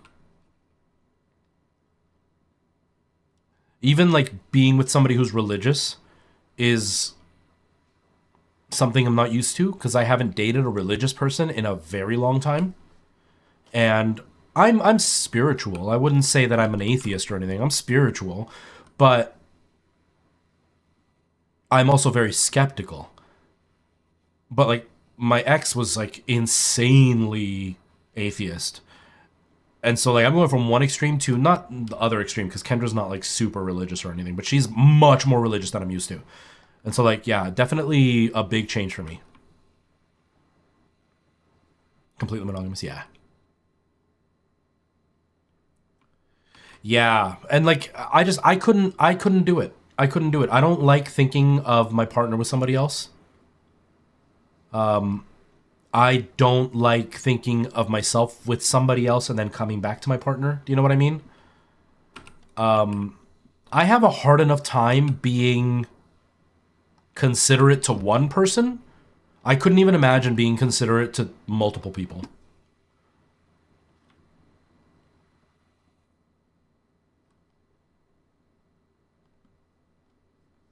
And like there's all the complications of like safety, and I am not a trusting person. And so like I wouldn't want to be with somebody in a monogamous in a poly relationship, and then I get with somebody for that, and they have been sleeping around and they happen to catch something from somebody and they don't know about it because they didn't do it on purpose, but they don't know about it, and then I catch it and I give it to my partner. Like I just I'm not comfortable with all that. I just couldn't do it. It's just not for me. And then no judgment to the people who can. All the power to you, because I'm sure it can be a lot of fun. But I can't. I don't have the personality for it. I just don't. Yeah, different things for different people. It's like certain people are really into boobs. I'm not a fan of big boobs. I actually find smaller boobs very attractive. I don't find big boobs attractive. I'm very much a butt man. Have a nice butt and I will be happy. You know, some people are into like the BDSM rougher stuff. I'm not into that. I've tried it. Not for me. Not my thing. Everybody has their own thing that they're into. And some people really can't just be with one person. Whether it's because they need, you know, and this is almost universally true, nobody is going to fulfill every single one of your needs 100% of the time at 100%. And so we all have to kind of make compromises. And for some people, that's just not possible. Because there's somebody that they connect with really deeply with a lot of things, and there's just some things they really need, but they will never get from that person. So poly is just the answer for them. I can't do it. I can't. There's too much there for me. Button hips, yeah. Button hips. I am very much into button hips. Nice legs help a lot, but I'm very much a butt person. Yeah. I mean, my Minecraft one is, I'm trying to stay as family friendly as possible, and I'll probably have to tone it down, because eventually, if that channel ever picks up, it will... Are you cold? You were shivering. It will be discovered that this is that channel, so I will eventually have to go back to being way more family friendly, but we'll see. You like butts and you cannot lie. Do you have a nice butt, Merle? Because if now that you're single, I'm going to be in love with you, I need to know that you have a nice butt. I haven't. I did the rough cut. Thankfully, I didn't need to film more. I was able to get 25 minutes of footage, or 29 minutes of footage, without doing any kind of extra footage to like do something exciting. I haven't done any of the memes, so I'm hoping to do that tomorrow. Record a bunch of the memes, and then hopefully have it up tomorrow. I didn't realize it's been 2 weeks since I posted, so I need to move on it.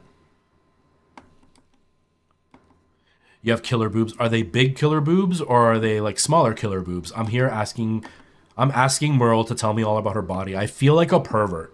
I'm not supposed to feel like one. I'm supposed to just naturally be one. Yeah, are they Austin Power killer boobs? Like if I stare at your boobs, am I gonna get shot in the eye? I'm just a walking beach ball right now. Although, the funny thing is, I've been seeing your videos. I don't know how old the videos that you've been posting recently are, but you don't look any bigger. Your face looks exactly the same as it's always looked. They are above average killer boobs. Yes. Sentai pictures. And I only say that because I know she won't. Because she hasn't even sent me bikini pictures yet. She's single and hasn't even... Like, the second you broke up, I should have gotten a picture. I'm disappointed, Merle. Just a big stomach. Yeah, I can't tell at all on your face. You look exactly the same as you've always looked, which, you know, that could plague your mind quite a bit. I know for a lot of people that can be really hard to handle. I'm excited to see what the baby looks like. I asked, I don't know if you actually answered or not, but how far, like how much is left before the deadline? Ooh, what's this? Ooh, level 11. Let's do that one. No, they will just slap you in the face if you look at boobs too long. That can be hot. It's like whoosh. That can be sexy. Okay, you heard that. You heard it here first, folks. She gave me permission. 4 weeks. Oh my gosh. So basically, at this point, like you've got like another week, maybe 2, and then it's fair game at any point. Oh, that's exciting.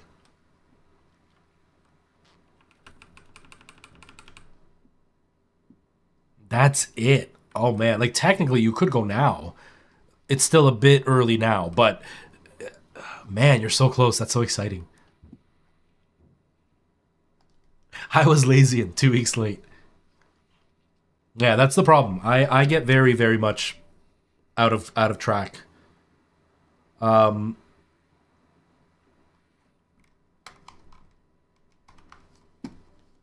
Is a towel and one of these Game Boys. I'm so jealous. I want one of those. I want one of those. Did you reach out to them or did they reach out to you?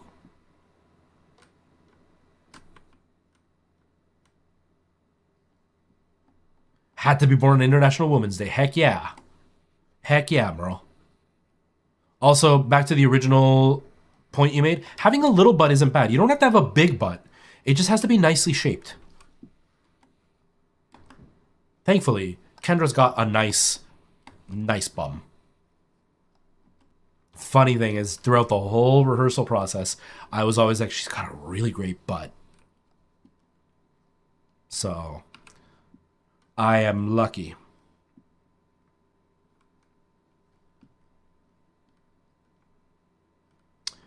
Oh, do you think maybe you can shoot me like where you filled out that form? Because yeah, because I would absolutely be down for that. I don't want to do too many ads anymore, but that is one that I would want to do because I am such a handheld gamer. Like I'm constantly, like right now, I just found my controller again from my iPad, and because I had to upgrade my phone. I got another month free of Apple Arcade, and I've started using it again. And I had forgotten how much I like playing on the iPad, and so I really want more handheld stuff. I love my ROG Ally, love it. I just don't like that the battery dies so quickly. But something like that where I could play retro stuff, I would 100% be into it. You don't want to go to work? Merle, you have to go to work. You have to. If you don't go to work, I'm going to keep hitting on you. You don't want that, do you? Now that I know you're single, like, Kendra might break up with me from how badly I'm behaving because now that I know you're single, I can't help it, you know? So you should go to work. By but you mean personality, right? Hey, before I started like getting to know her, at the time that I was noticing her butt, she wouldn't even say 2 words to me. So all I had was her butt to look at. I didn't get to know her personality because she wouldn't talk to me. Booby. Those boobies, man.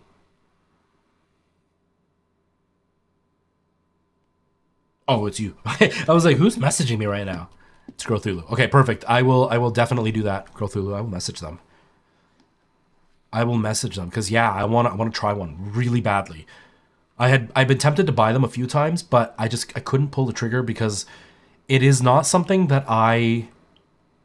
especially at the time I was looking at them, I didn't have the time to use them as often just because of the type of work that I was doing, the schedule that I had. But now I have more time to kind of hang out and like do nothing. I wouldn't mind playing with them. So I definitely want to get one. So I'll see.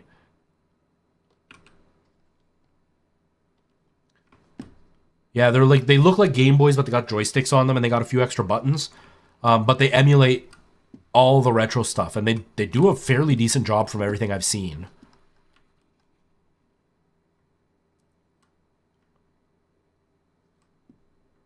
But yes, Merle, go to work. I mean, unless you're enjoying all of us hitting on you, because, you know, clearly all of us want you. So you're going to have to be comfortable being in a poly relationship, Merle, because we all want you. And in this case, I would be okay with sharing. But have a good day at work, Merle. I hope work goes okay for you.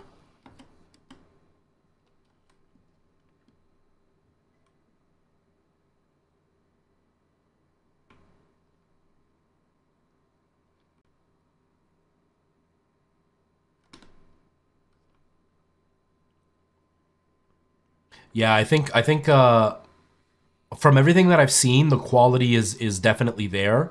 There have been some complaints that I've seen, but they tend to come from those people that like that is their wheelhouse. That is all they do is like review stuff like that, talk about stuff like that. And so like they will nitpick every little detail. It'll be like the buttons aren't quite clicky enough.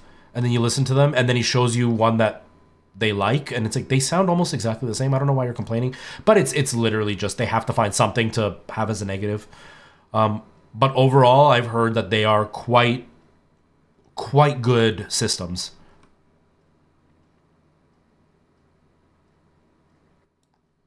About as sturdy as an NES controller. Nice. Now, with the SD being poor quality, you could just like put your own in with and then just copy it over, right? Like you would be fine with doing that, wouldn't you? All right, Merle. Ride your bike. Work on those glutes. Work on those glutes. I like money more than butts or boobs. See, I don't really care about money. I never did. It's only the last like 2 years that I've been like fairly comfortable. But I don't really care about money. It's never been a huge thing for me. As long as my bills are paid, that is what will be enough for me. My brother is different than me on that case. He's very much in the boat of if he can get more money, he wants more money. I'm not. I'm very much of like as long as I can pay my bills, then I don't really care about having spare money.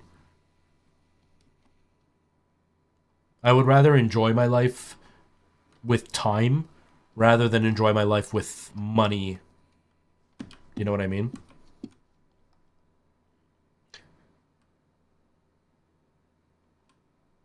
Yeah, bills and enough money to actually leave the house. Yeah. Like where I am right now, I'm more than happy. But yeah, exactly that. Enough money to leave the house and maybe do something. But I don't need money to like own an Audi. I'm fine with like a Honda, right? I don't need money to like go on vacation every year. I'm fine with like having money to just go to a restaurant, take a couple of days off work.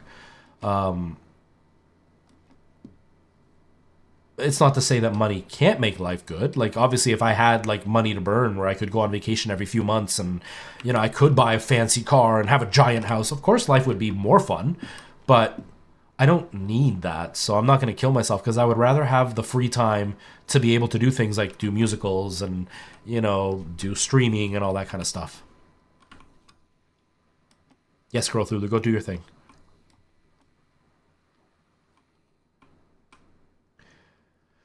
I hope so, Night Owl. I hope so. With the strides you've been making as a content creator, I'm very hopeful that you'll be able to kind of take that next step to start making some at least okay money. Okay money as in like even like a minimum wage part-time job type of okay money because your regular income would pay for your bills and then that would just be money to do stuff.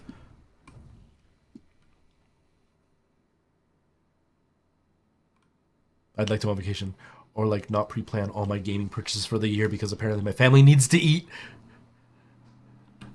Yeah, see, I don't buy nearly as much as you do, so I luckily never had to pre-plan.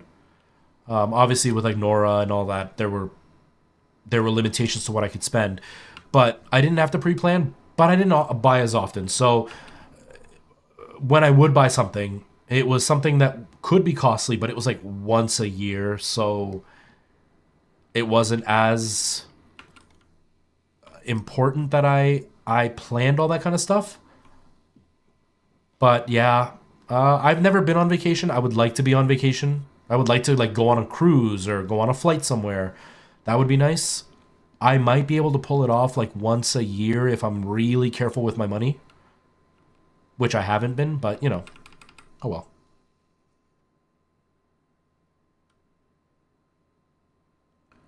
Be like 1,000 a month. Hey, but £1,000 a month is very feasible as a content creator, right? Because I was making at my peak when TikTok first blew up and I was making, you know, really, really steady stream schedules and I was getting a lot of viewership, a lot compared to now. Like right now we're sitting at 7 in total. When I was sitting at like 30, I was making about 1,500 Canadian a month. Now that was with streaming, but you can absolutely get that much as like a content creator on multiple platforms making your videos and stuff. So it's not that out of the realm of possibility to make £1,000 a month as a content creator. And that would be a fairly decent cushion to add on top of whatever you make normally, right? Really? Why did you turn off? It's cool in here. It's not even that warm. Apparently, it must be. Okay, let's open the window a bit more. Let more air in.